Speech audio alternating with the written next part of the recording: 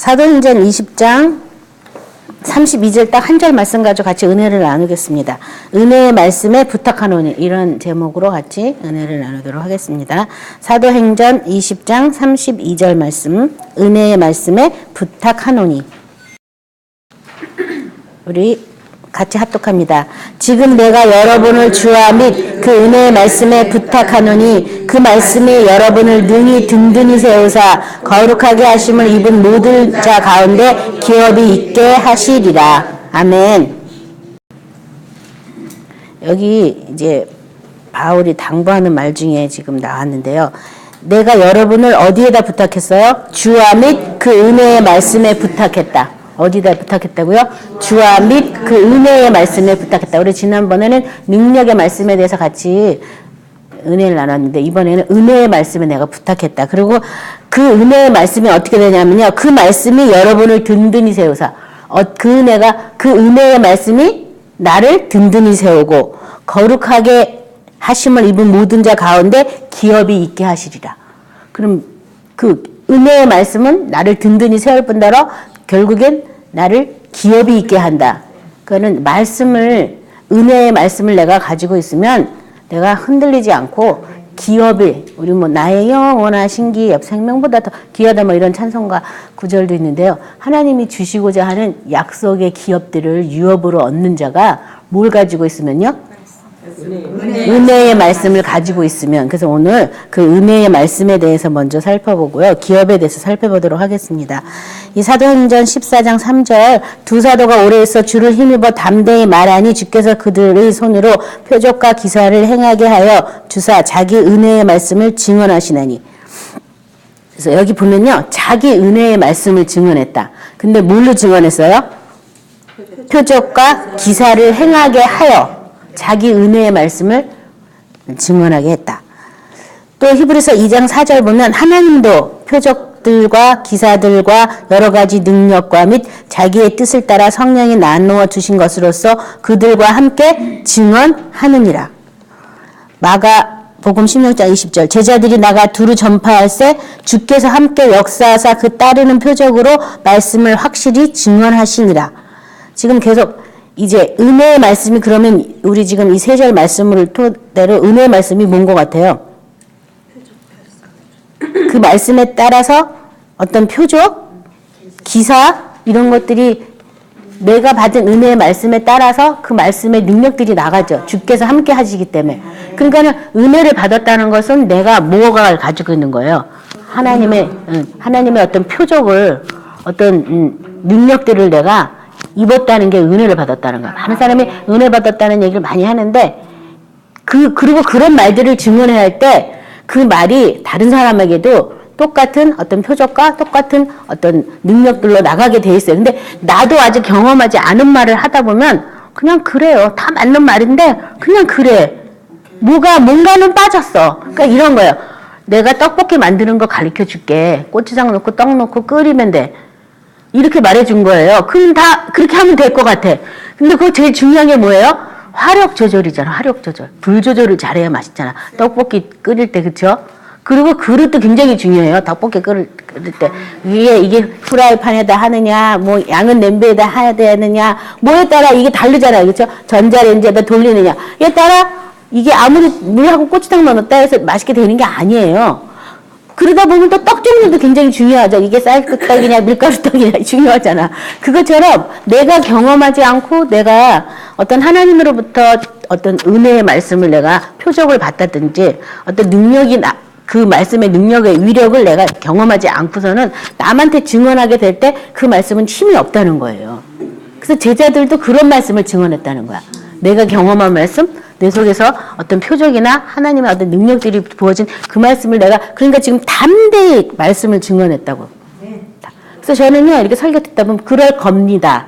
이렇게 얘기하는 사람, 대부분의 목회자들이 설교할 때 다 그렇습니다. 이렇게 말하는 사람 별로 없어요. 그럴 줄 믿습니다. 그럴 겁니다. 이렇게 미래지향적으로. 나도 체험 안 한 말을 하다 보니까 확신이 없다 보니까 그런 말을 하는 거예요. 근데 여기 지금 예수님의 제자들도 자기가 체험한 말씀, 은혜의 말씀들을 증언했거든요. 그러니까 우리도 누구한테라든지 내가 무슨 말을 증언하든 내가 은혜 받은 말씀을 증언하게 되면은 그 말씀의 어떤 표적과 능력들이 듣는 사람한테까지 어떻게 돼요? 나타나게 돼 있어요. 그게 은혜의 말씀이에요. 뭐가 은혜의 말씀이라고요? 표적과 능력들이 나타나는 말씀. 그게 바로 은혜의 말씀이에요. 그게. 왜냐면 나는 말만 여기서 제자들이 나가서 말씀을 전파할 때 말씀만 전한 거야. 그랬더니 예수님이 함께 와가지고 그 말씀이 맞다. 그 말씀은 참이다라는 표적들을 이렇게 나타내 주셨다 그러잖아요. 그 말씀을 증언만 한 거야. 왜냐 내가 받은 은혜가 있으니까 내가 증언할 때 그 세부 조항까지도 자세하게 어떻게 하냐면 증언할 수 있는 거예요. 그래서 저도 예수 피를 마시니까 생명이 있더라. 내가 먼저 체험을 하고 그 생명이 나타나니까 사람들한테 전파하고 또 여러분한테 나눠줬을 때 똑같이 또 동일한 그 말씀이 나가서 역사하는 거랑 똑같거든요. 그래서 내게 뭔가 그런 증언의 말씀이 있다면 내가 어떻게 해야 돼요? 선포하고 나누셔야지 돼요. 그러면 성령이 나타나서 그 말씀을 듣는 모든 회중한테 그 은혜가 이렇게 끼치게 돼 있어요. 그래서 은혜의 말씀이라는 것은 바로 그게 은혜의 말씀이에요.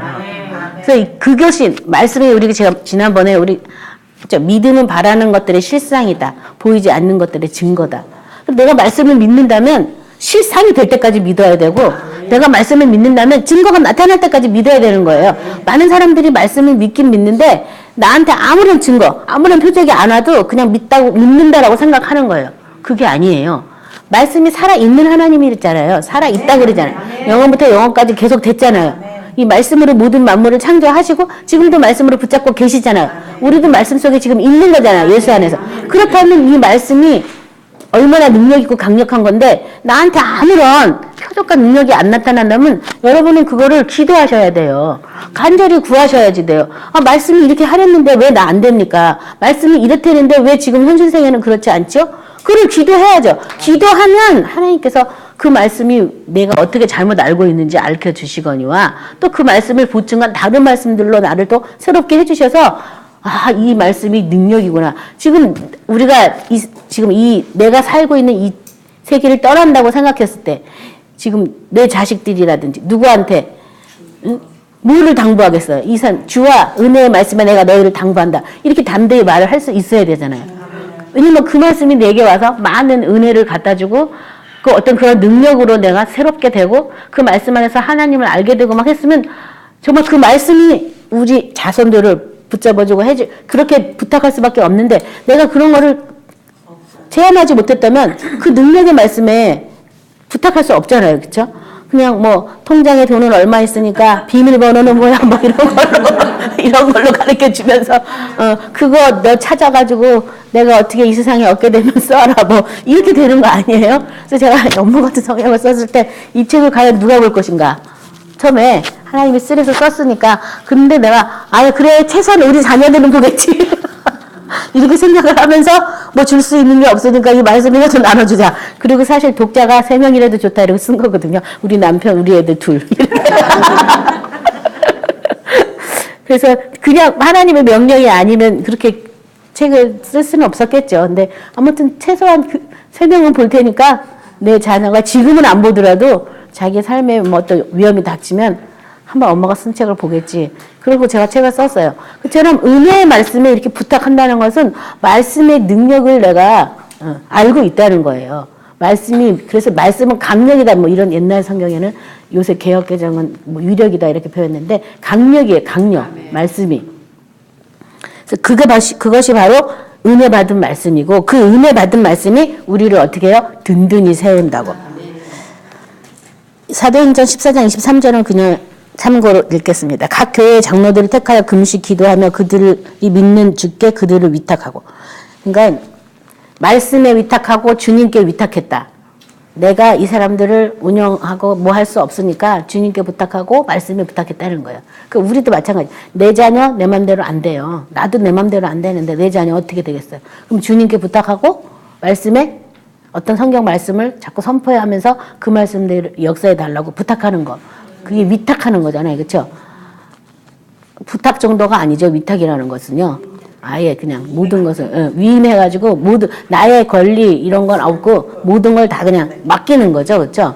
그래서 그렇게 위탁을 하셔야 되겠습니다. 이 든든히 그 말씀이 우리를 든든히 세우는 것에 대해서 골로새서 2장 6절부터 8절 우리 같이 합독합니다. 합독합니다. 그러므로 너희가 그리스도 예수를 주로 받았으니 그 안에서 행하되 그 안에서 뿌리를 박으며 세움을 받아 교훈을 받은 대로 믿음에 굳게 서서 감사함을 넘치게 하라. 누가 철학과 헛된 속임수로 너희를 사로잡을까 주의하라. 이것은 사람의 전통과 세상의 초등학문을 따름이요 그리스도를 따름이 아니니라. 여기서 보면 너희가 예수를 주로 받았으니 그 안에서 행하되 이 그와 예수님 안에서 행하는 것에 대해서 첫 번째 그 안에서 뭐 하라고요? 뿌리를 박아라. 뿌리를 박아라. 그 다음에 그 안에서 세움을 뿌리가 먼저 박혀야 세움이 있겠죠. 뿌리를 박는다는 의미는 말씀이 나한테 새겨지는 것이 뿌리를 박는 거예요. 그 다음에 세움을 입었다는 것은 그 새겨진 말씀으로 내가 행하면서 더 든든하게 이제 자라나는 거죠. 그 다음에 교훈을 받은 대로. 그래서 그 말씀을 내가 행할 때, 안 행할 때 나한테 교훈이 있는 거예요. 그대로 해서 믿음에 굳게 서서 감사함이 넘치게 하라. 그게 든든히 세워진 거예요. 그래서 나중에는 그냥 믿음으로 말씀 때문에 감사합니다. 뭐 어떤 게 아무것도 없어도 그 말씀이 거기 있는 게 너무 감사합니다. 뭐 이렇게 바뀌는 거죠. 그렇죠? 말씀에서 항상 기뻐하랬으니까 감사한 거예요. 그전에는 이거 어떻게 해? 어떻게 모든 일을 기뻐할 수가 있어? 막 이러면서 하나님 입장을 바꿔보세요. 이 일이 왜 기쁩니까? 막 이렇게 기도했다면 예수님 안에서 다 지금 그리스도 안에서 그리스도 안에서잖아요. 예수님 안에서 이렇게 하다 보면은 아 내가 새로운 피조물로 저도 그거에 대해서 기도를 많이 했었는데 새로운 피조물로 내가 창조됐을 때는 하나님이 나에게 주신 성령의 열매에 대한 그런 마음들밖에 없는 거예요. 사랑이랑 화평이 기본 마음이에요. 그러니까 기뻐하는 건 자동이야. 어떻게 기뻐할 수 있어요? 그래서 그렇구나. 그러면 나중에는 아무리 안 좋은 일도 그냥 기뻐하랬으니까 전 기뻐할게요. 뭔지 모르지만 그냥 기뻐할게요. 이렇게 되는 거예요. 뭔지 모르지만 기뻐하지만 하다 보면 하나님이 왜 기뻐해야 되는지 가르쳐 주시고 또 내가 기뻐했기 때문에 안 좋은 일도 기쁜 일로 바뀌어요. 그래서 기뻐하라는 거거든요. 그러니까 오히려 그 말씀 때문에 그 믿음 때문에 감사함이 넘치게 해라. 감사함을 넘치게 해라 그러면 어떻게 하는 거예요? 한두 번 하는 게 아니죠. 그냥 아유 감사합니다. 감사합니다. 근데 이 예수님 안에 있어서 이제 이렇게 됐기 때문에 계속 감사하는 거죠. 감사. 그래서 이게 한두 번 이런 은혜의 말씀을 체험하다 보면 나중에는 아직 은혜가 안 왔어요. 안 왔는데도 미리 감사하는 거예요. 왜냐하면 한두 번 경험을 했기 때문에 또 내가 자꾸 찾으면 하나님이 그 말씀에 대한 어떤 능력들을 나에게 알려주시고 그 말씀에 대한 어떤 표적과 이사들이 나타날 것을 미리 알기 때문에 아직 뭐 없어요. 없는데 그냥 미리 감사. 감사합니다. 이 말씀이 이런 거면 이런 거군요. 아직 내가 그리스도 안에서 이전 것 다 지나갔다 보라 새로운 피조물이다. 이전 것 다 아직 안 지나갔지만 보라 새 것이 되었다니까 감사한 거예요. 뭔지 모르지만 새 것이 된 게 어떻게 새 것이 될지 아직 몰라요. 모르지만 그 말씀이 있는 것 자체가 너무 감사한 거예요. 그렇잖아요. 그 말씀 때문에 날마다 내가 새 것이 될 수 있잖아요. 이전 것 다 지나갔다고 부인할 수 있잖아요. 그게 너무도 감사한 거예요. 막 자세히는 내가 모르. 그래서 하다 보면 든든히 세워지고 그렇게 나중에는 범사에 감사하는 신앙으로 바뀌어요. 그 말씀이 우리를 그렇게 든든히 세운다. 그 말씀이. 그래서 마지막에 철학과 헛된 소리로 너희를 사로잡을까 주의하라. 이것은 세상 모든 학문은 초등학문이다. 그리스도를 따름이 아니다. 그리스도를 따른다는 건 그러면 뭘 따른다는 거예요? 말씀을 따르는 거예요. 그래서 아브라함이 말씀을 쫓아갔다고. 모든 믿음의 조상이 된 이유는 말씀을 쫓아갔어요. 말씀. 그러니까 우리도 아브라함의 후손이라면 뭘 쫓아가야 돼요? 말씀을 쫓아가는 거죠. 그렇죠? 그래서 그리스도를 따르시는 저와 여러분 되셔야 되겠습니다. 그래서 무슨 일을 선택할 때 인간의 꾀를 내가 생각할 것이냐, 사람이 하는 소리를 내가 들을 것이냐, 학교에서 배운 모든 지식들을 총동원할 것이냐. 아니다. 뭘요? 그리스도의 말씀을 따라야 되겠습니다. 왜냐하면 우리가 그리스도 말씀으로 새롭게 창조됐기 때문에 우리 안에는 말씀밖에 없어요. 그래서 저는 그걸로 맨날 이런 다른 모든 생각들이 올 때 나 말씀밖에 몰라. 딱 그러고 얼른 딱 거절하거든요. 막 이 사탄이 막 각종 지혜를 주면서 막 옛날 거 끄집어 올려가지고 막 하면서 뭐 테레비 본 거 다 동원시켜가지고 막 이런데 너 어떡할래 막 걱정 두려움 막 이렇게 휘몰아치게 하죠. 그때 나 말씀밖에 몰라. 말씀이 그렇다면 그거야. 나 말씀으로 지어졌어. 딱 이러면 모든 싸움이 딱 스톱이 돼요. 스톱. 더 이상 아무 생각이 안 나요. 그러면 이제 그 말씀으로 내가 든든히 세워져 가는 거죠.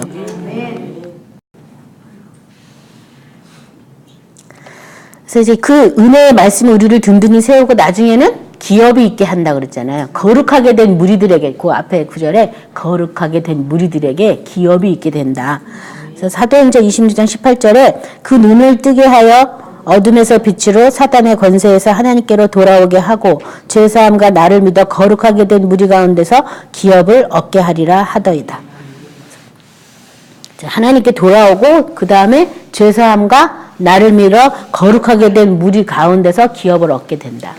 그래서 거룩이라는 게 옛날로 목사님들이 설교할 때 바닷물에 배가 하나 떠 있는 게 거룩이라고, 바닷물이 하나도 들어오면 그 배가는 침몰하게 돼 있다고. 이 세상에 있는 모든 것들이 나하고 아무 상관이 없게 된 것이 그게 바로 거룩이에요. 그래서 하나님의 말씀은 거룩한 이이다. 예수님이 말씀하신 것처럼 말씀으로 지어진 집 속에서 살고 말씀대로 행하고 말씀 안에서 안식을 누리는 게 바로 뭐냐면 거룩한 거예요. 그래서 이 거룩하게 된 무리들이 기업을 얻게 된다. 에베소서 1장 13, 14절 우리 같이 합독합니다. 그 안에서 너희도 진리의 말씀 곧 너희의 구원의 복음을 듣고 그 안에서 또한 믿어 약속의 성령으로 인치심을 받았으니 이는 우리 기업의 보증이 되사 그 얻으신 것을 속량하시고 그의 영광을 찬송하게 하려 하심이라.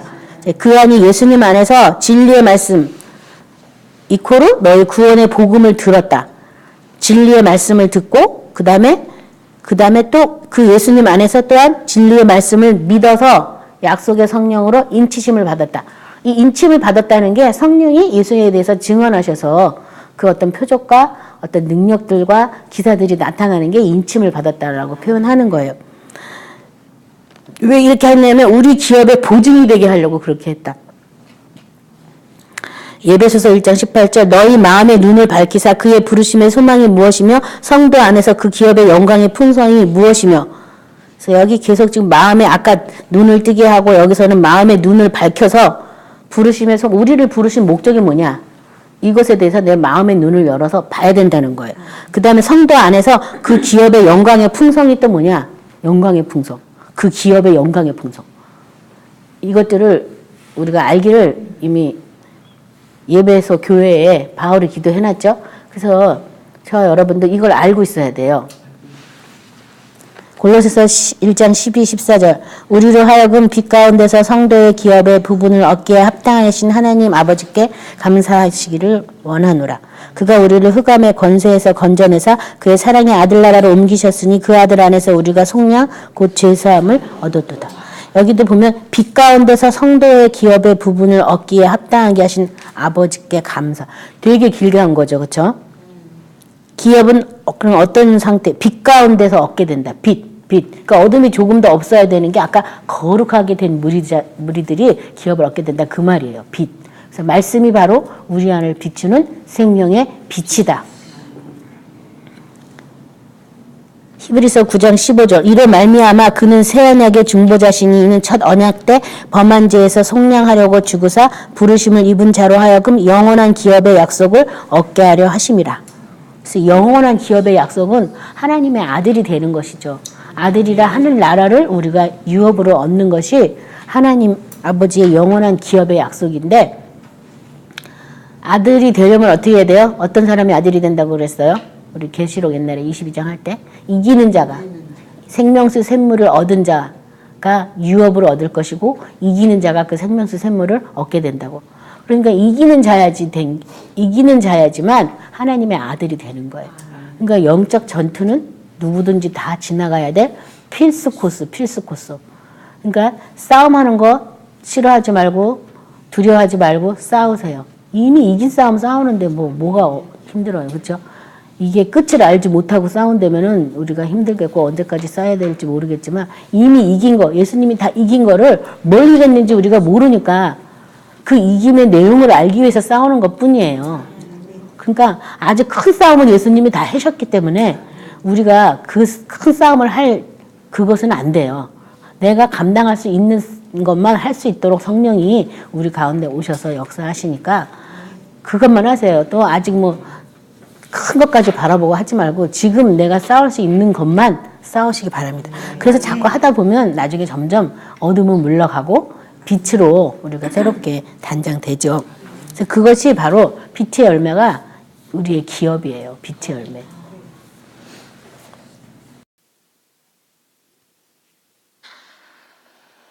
베드로전서 1장 3절부터 5절을 같이 합독합니다.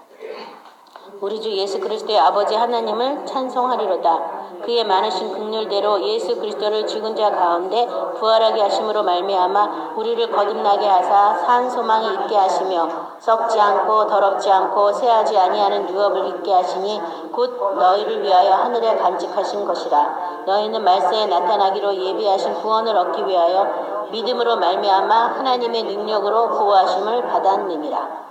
그래서 이 거듭남이 어디에 있냐? 우리가 교회에 와서 예수가 나의 주다라고 시인하면 거듭난다. 이거는 성경 어디에도 없는 것이고요. 성경에서는 그의 부활하심으로 말미암아 우리가 거듭나게 되었다. 그러니까 부활하신 예수님과 내가 하나가 될 때 내가 어떻게 돼요? 거듭나게 된다. 그리고 우리에게 그 은혜의 말씀이 우리에게 주시는 기업은 하늘에 썩지 않고 더럽지 않고 쇠하지 아니하는 유업을 있게 하시다니 곧 너희를 위하여 하늘에 간직하신 것이다. 하늘에 있는 기업을 우리가 받는 거죠. 하늘에. 그렇죠? 하늘에 있는 아버지의 나라를 상속으로 받고 하늘에 있는 아버지 것이 다 아들에게 주었고 아들 것이 다 우리 거예요. 그걸 받는 것이 이 기업을 받는 거예요. 아멘. 그것을 받기 위해서 말세에 나타나기로 예비하신 구원을 얻기 위하여 믿음으로 말미암아 하나님의 능력으로 보호하심을 받았다. 그래서 믿음으로 말미암아 내가 믿을 때 내가 그 하늘 나라에 하나님의 시민권을 가지고 하나님 아버지의 자녀가 돼서 그 유업을 잇는 것, 그 기업을 얻는 것은 내가 하나님의 능력으로 보호하심 속에서 내가 그걸 찾는 것이다. 이 능력으로 보호하심을 받았다라는 표현이 써있는 것은 누가 맡고 있어가지고요? 사탄이 맡고 있기 때문에 이 말을 쓴 거예요. 그래서 예수님도 세례 요한 때부터 천국은 침노하는 자가 빼앗는다. 사탄이 못 가게 막고 있는 거예요. 그래서 이 능력으로 사탄이 막고 있는 걸 하나님은 아시기 때문에 오히려 능력으로 우리를 보호하고 있다. 그러니까 우리는 구하고 찾고 두드리고 그 하늘나라의 유업을 얻기까지 예수 그리스도 안에서 내가 부활하신 예수님의 생명 안에서 하는 것을 아시기만 하고 누리기만 하시면 되는 거예요. 마태복음 25장 34절도 그때 임금이 그 오른편에 있는 자들에게 이르시되 내 아버지께 복받을 자들이여 나와 창세로부터 너희를 위해서 예비된 나라를 상속받으라. 나라를 상속으로 받는 게 뭐예요? 기업을 얻는 것이다. 그래서 그 은혜의 말씀이 우리를 든든히 세우사 우리에게 기업이 있게 하는데 그 기업으로 상속받는 것은 나라예요. 어떤 나라? 예수님의 사랑의 아들의 나라를 상속으로 받는 거예요. 얼마나 좋아요. 사랑의 나라를 상속으로 받는데. 로마서 8장 17, 18절 자녀임은 또한 상속자고 하나님의 상속자요 그리스도와 함께한 상속자니 우리가 그와 함께 영광을 받기 위해서 고난도 함께 받아야 할 것이니라. 한 생각하건대 현재의 고난은 장차 우리가 나타날 영광과 비교할 수 없다. 상속자, 기업을 얻는다는 게 바로 상속자가 되는 것인데 하나님의 상속자, 그리스도와 함께한 상속자다. 함께한 상속자다. 그래서 함께 죽고 함께 살고 그리스도가 영광을 받으려고 수치를 당한 것처럼 우리도 그 십자가를 지고 가는 삶을 통해서 고난도 함께 받아야 된다라고 말씀하고 있고요. 그렇지만 그 고난은 장차 우리에게 나타날 영광과 좋게 비교할 수도 없다. 이거 별것도 아니다. 이 땅에서 수치를 당하고 모욕을 당하고 사람의 입에 오르내리고 망신살이 뻗친 것 같지만 그거 별거 아니에요. 별거. 그걸 통해서 우리는 더 영원한 하늘나라의 기업을 유업으로 얻는 자가 되는 거예요. 그래서 우리가 생각할 때 나는 막 이 땅에 이 문제가 막 너무 시급해. 빨리 이거 하나님 어떻게 해줬으면 좋겠는데 하나님은 아무 말도 안 하시잖아요. 아무 어떤 역사도 안 일어나는 게 우리로서는 답답하지만 하나님은 우리를 양육하실 때 그리스도 안에서 하늘나라를 유업으로 주려고 우리를 양육하시기 때문에 이 땅 차원 길어야 얼마를 살겠어요. 인간이 120밖에 더 살겠어요. 120 해결해 주느니 차라리 영원한 것을 찾게 해주는 게 더 하나님의 사랑인 거예요. 그러니까 하나님의 사랑이 아닌 게 없어요. 우리 생각에 그냥 이 땅만 보고 더디다고 막 투정 부리고 살아 계시냐고 아니냐고 막 하나님을 엇박하면서 살아계시면 역사하시라 뭐 이상한 소리를 하는 것 뿐이지, 하나님을 우리를 영혼의 차원에서 우리를 대접하시고 새로운 피조물로 하나님의 보좌에 앉은 차원으로 우리를 대접하시는 거예요. 그러니까 이 땅은 다 지나간 건데 아직도 지나간 걸 붙잡고 저 난리를 치고 있으니까 아무 말 안 하시는 거예요. 노코멘트. 뭐 말이 돼야 무슨 말을 하지, 그렇잖아요. 이 대학생하고 초등학생하고 뭐 얘기가 되겠어요? 안 되는 거예요. 이 초등학문 가지고 아무리 해봐야 대화가 안 되는 거예요. 그러니까 그래서 또 기뻐하라고. 뭔지 모르지만 이 일을 내가 지나가야지만 이 영원한 기업을 얻을 수 있다면 기뻐하라는 거예요. 히브리서 6장 12절 우리 같이 보겠습니다. 게으르지 아니하고 믿음과 오래 참으로 말미암아 약속들을 기업으로 받는 자들을 본받는 자 되게 하려는 것이니라.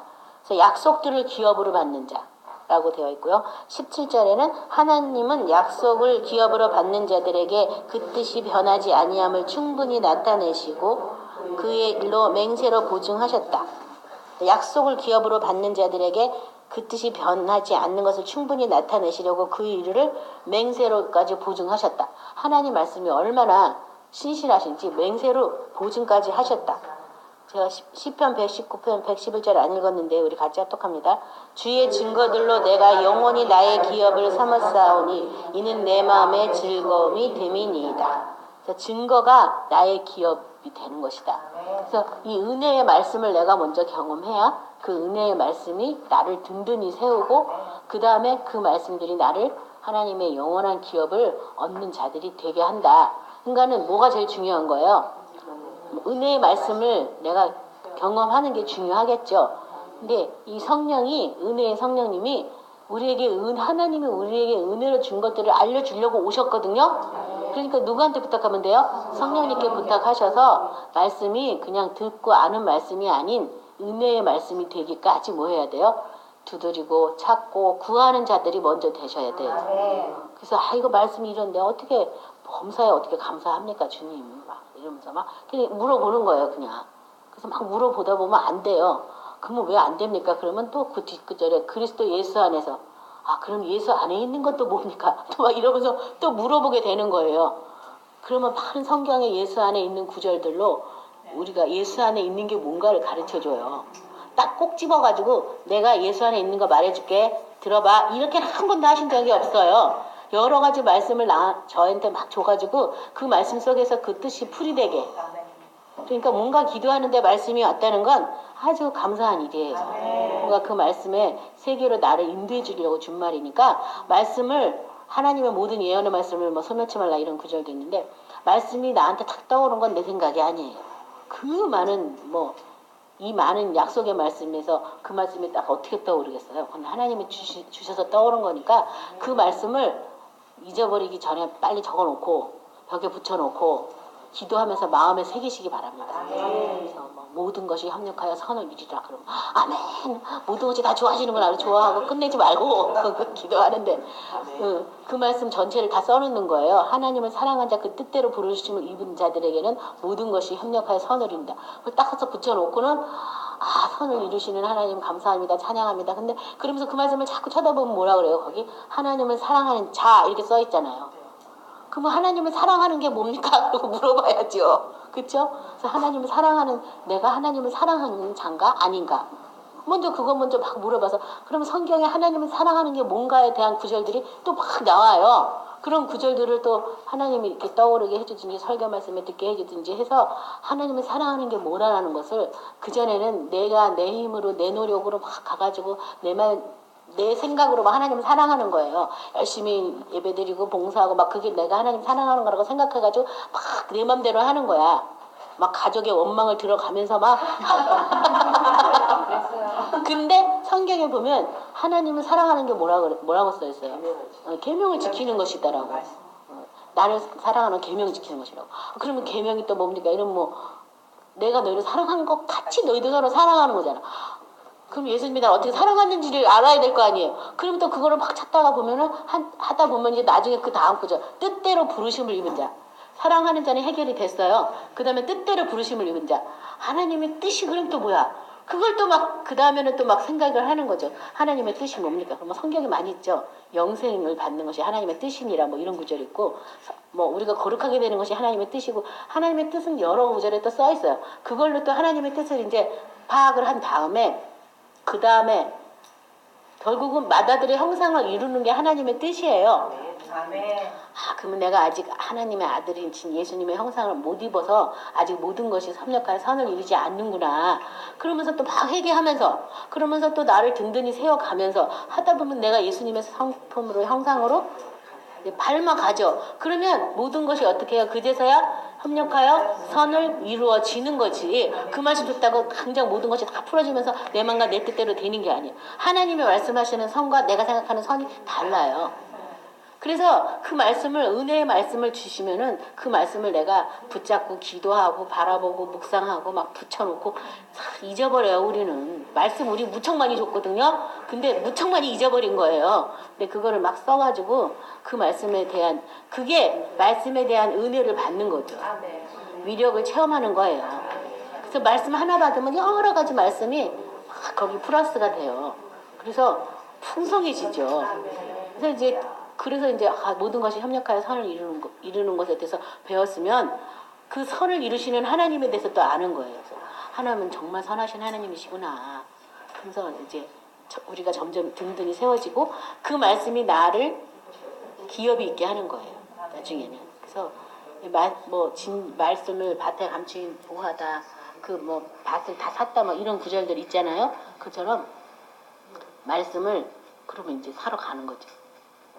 이번에는 어떤 말씀으로 나를 하나님이 주실까? 그래서 말씀을, 예배 때도 말씀을 듣고 오는 거죠. 그렇죠?